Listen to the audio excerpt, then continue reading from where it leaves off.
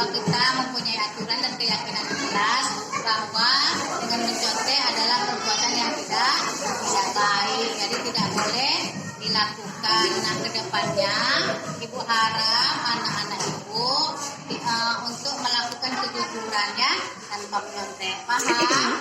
Ya, kedepannya nggak usah dibuat lagi, oke? Wabarakatuh, Bapak Ibu sekalian, saya coba mengimplementasikan pendidikan guru bergerak dengan materi modul 1.4 yaitu judulnya budaya positif. Dalam membina budaya positif dan menimbulkan budaya positif di sekolah kita, itu salah satunya menggunakan metode segitiga restitusi. Segitiga restitusi ini diawali dengan kegiatan mendatar, yaitu menstabilkan identitas. Nah, pada kegiatan menstabilkan identitas ini ada beberapa tindakan yang dilakukan anak itu yang pada dasarnya adalah kesalahan-kesalahan yang diperbuat itu bukan karena dasarnya dari dia, karena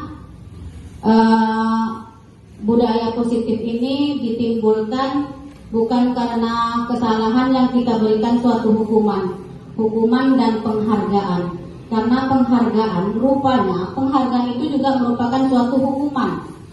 Seperti ini contohnya Bapak Ibu, kita memberikan penghargaan kepada anak. Setiap dia berhasil kita kasih penghargaan, setiap berhasil dia kita kasih penghargaan. Namun penghargaan yang kita bebankan tidak diimbangi dengan semangat atau kualitas diri dia, bisa menjadi beban kepada dirinya. Jadi penghargaan tadi bisa menjadi hukuman, dan penghargaan tersebut akan menimbulkan rasa tidak percaya diri dan keterpurukan anak. Jadi intinya suatu penghargaan jika kita akan berikan kepada anak, kita harus nilai dulu apakah anak dan jiwa anak itu sanggup untuk menerima penghargaan. Karena selama ini kita sedikit-sedikit anak berhasil, kita beri reward. Nah, reward seperti apa? Kita tengok dulu apakah anak itu sanggup dengan reward-rewardnya. Nah, budaya positif yang kita timbulkan ini menangani anak-anak yang melakukan kesalahan. Kita meminimalkan. Yang saya pelajari, langkah dari pertama yang segitiga restitusi, menstabilkan identitas, bahwa anak itu berbuat salah itu tidak apa-apa. Kemudian, tidak ada manusia yang sempurna. Lanjut, saya juga pernah melakukan kesalahan seperti itu. Kita bisa menyelesaikan ini. Bapak Ibu tidak tertarik mencari siapa salah, tapi Bapak Ibu ingin mencari solusi dari permasalahan. Nah, beberapa pernyataan ini adalah kegiatan pada menstabilkan identitas. Karena ketika anak kita berbuat salah, kita harus mencari dulu kesalahan itu apa yang penyebab mereka melakukan kesalahan. Nah, karena dengan hukuman, karena kita posisi sebagai guru itu bisa menjadi pemangku, bisa menjadi teman, bisa menjadi pembuat rasa bersalah, bisa menjadi manajer. Terakhir kita akan menjadi manajer. Ya, kita akan membuat menjadi manajer. Nah, sebenarnya kesalahan anak itu tidak bisa kita titik beratkan pada apa yang mereka lakukan itu. Kita harus cari latar belakangnya. Misalnya di dalam suatu proses pembelajaran anak tidur, ini misalnya kan tidur. Lalu kita buat aja kesalahan, dia tidur, marah, hukuman, menyalin saya tidur sampai 3 lembar buku. Nah, seperti itu. Nah, tanpa kita mencari solusi mengapa dia tertidur. Bisa saja karena pelajaran kita yang membuat dia mengantuk. Ya, berarti kesalahan itu datang dari diri kita. Jadi kita tidak bisa. Atau pelajaran itu tidak membuat dia tertarik. Nah, ini kesalahan. Jadi anak itu berbuat salah itu nggak apa-apa. Jadi ketika kita mengadilinya, kita harus tanya dulu. Akhirnya tadi berbuat salah itu tidak apa-apa. Manusia itu tidak ada yang sempurna, termasuk kita sebagai guru. Nah, kemudian segitiga yang berikutnya akan naik dia menjadi validasi yang kedua ini Bapak Ibu. Tindakan yang salah, memvalid. Ya, kita harus memvalidkan tindakan yang salah. Nah, pada kegiatan ini pernyataannya adalah, padahal kamu bisa melakukan yang lebih buruk dari ini. Ini tujuan kata-kata ini untuk memotivasi, membangun bahwa kesalahan mereka itu ada yang lebih fatal di bawah itu. Tujuannya agar kita tidak terlalu menyalahkan. Jadi dia tidak. Karena apa?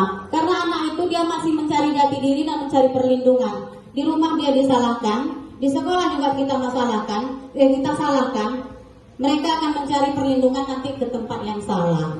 Jadi kalau bisa kita jadi guru, kita tidak terlalu memberikan kesalahan itu total kepada anak. Nah ini yang pertama. Yang kedua, kamu pasti punya alasan. Nah ini pertanyaan-pertanyaan yang memvalid. Kemudian yang ketiga, kamu patut bangga pada dirimu sendiri karena kamu telah melindungi sesuatu yang penting buatmu. Nah ini kita penting juga nih Bapak Ibu. Menurut kita salah, mungkin menurut dia itu penting kegiatan yang dia lakukan itu. Seperti ini contohnya Bapak Ibu, dia mengganggu teman. Di sekolah dia usil, di rumah dia diam. Ada seperti itu. Rupanya dia mencari perhatian karena di rumah tidak dapat perhatian.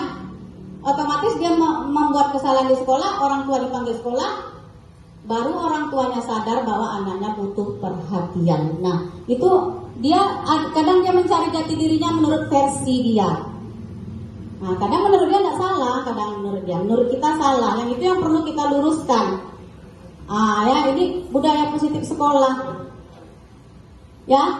Setelah divalidkan kegiatan anak, pada segitiga restitusi yang terakhir adalah kegiatan menanyakan keyakinan. Bapak Ibu, keyakinan yang penting atau itu adalah keyakinan pada kelas. Nah, kalau kita di sekolah ada keyakinan sekolah, keyakinannya hampir sama dengan peraturan. Nah, apa yang kita percaya sebagai kelas atau keluarga? Apa nilai-nilai umum yang telah kita sepakati? Apa bayangan tentang kelas yang ideal? Kamu mau jadi orang seperti apa? Ini pada tahapan terakhir kita setelah memvalidasi anak, kemudian kita bangun keyakinan kelas, kita carikan solusi. Istilahnya intinya seperti ini Bapak Ibu. Kita hanya mengarahkan anak itu menyebutkan kesalahannya, kemudian dia mencari solusi dari kesalahannya sendiri. Dia menyebutkannya apa kira-kira solusi yang akan dia untuk memperbaiki kesalahannya. Setelah itu kita akan minta pertanggungjawabannya. Itu aja.